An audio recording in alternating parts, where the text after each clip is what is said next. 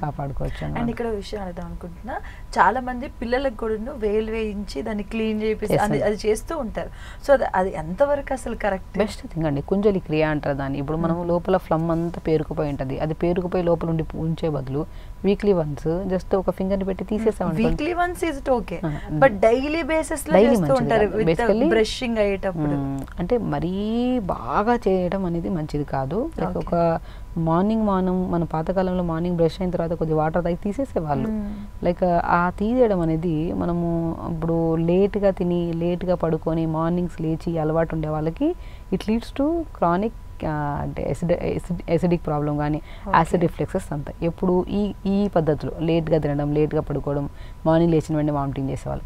కానీ ఎర్లీగా తిని ఎర్లీగా పడుకొని మార్నింగ్ లేచి కొద్దిగా వాటర్ తీసేస్తా ఉన్నా ఆల్టర్నేట్ డేస్ కానీ 3 డేస్కి ఒకసారి మంచిది అది. దాన్ని కుంజలి క్రియ అంటారు. కుంజలి క్రియ అంటే లోపల ఉన్న ఫ్లష్ అంతా మనం ఏం చేస్తున్నాం, బయట క్లీన్గా ఉంచుకుంటున్నాం శరీరాన్ని కానీ, అందంగా ఉండాలనుకుంటాం.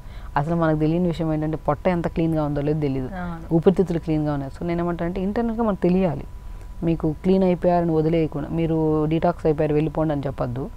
ఎదురుగా చూపించాలి. నోస్ తీస్తామనుకోండి ఆ ఫ్లష్ అంతా వస్తుంది. వామిటింగ్ చేయించామనుకో పసరంతా స్టమక్లో ఉండేదంతా బయటకు వస్తుంది. అదే డైలీ కాకుండా వీక్లీ వన్స్ ఆర్ ట్వైస్ చేసుకుంటా ఉంటే అందరం లైక్ గ్యాస్ట్రిక్ ఇష్యూస్ రావు.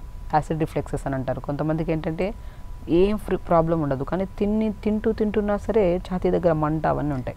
అంటే స్టమక్కి ఈసోఫగస్కి మధ్యలో స్పింక్టర్ అని ఉంటుంది. అది చాలా ఇలాస్టిసిటీ కొద్దిగా ఇది అవ్వడం వల్ల లోపల ఉన్న గ్యాసెస్ అన్ని పైకి తంతా ఉంటాయి. అందుకని ఛాతీ దగ్గర మంట. చాలా మందికి ఏంటంటే ఈ ఛాతీ దగ్గర మంట ఇది హార్ట్ రిలేటెడ్ ప్రాబ్లమో అంటారు. బికాజ్ అది కొంతమందిలో ఉండొచ్చు. అది ఒకవేళ రెగ్యులర్గా ఉంటే మనం హాస్పిటల్ ఖచ్చితంగా అప్రోచ్ అవ్వాలి. లేదు బికాజ్ ఆఫ్ ఈ ప్రాబ్లం అంటే ఇర్రెగ్యులర్ ఫుడ్ హ్యాబిట్స్ లేదంటే లేట్గా తినడం ఇలాంటివి ఉన్న వాళ్ళకి స్పింక్టర్ అనేది కొద్దిగా ఇదిగా ఉంటుంది కాబట్టి లోపల ఉన్న గ్యాసెస్ అన్ని పైకి తంతుంటాయి. ఆ కైండ్ ఆఫ్ చెస్ట్ దగ్గర హెవీనెస్ కానీ ఆ కైండ్ ఆఫ్ మంట కానీ వస్తే మాత్రం మనం టైంకి తినడము, వాటర్ ప్రాపర్గా తీసుకోవడము, రెగ్యులర్గా ఫుడ్ హ్యాబిట్స్ కానీ స్లీప్ కానీ ఇవన్నీ సెట్ చేసుకుంటే ఈ ప్రాబ్లం అనేది మనకు పర్మనెంట్ రాకుండా.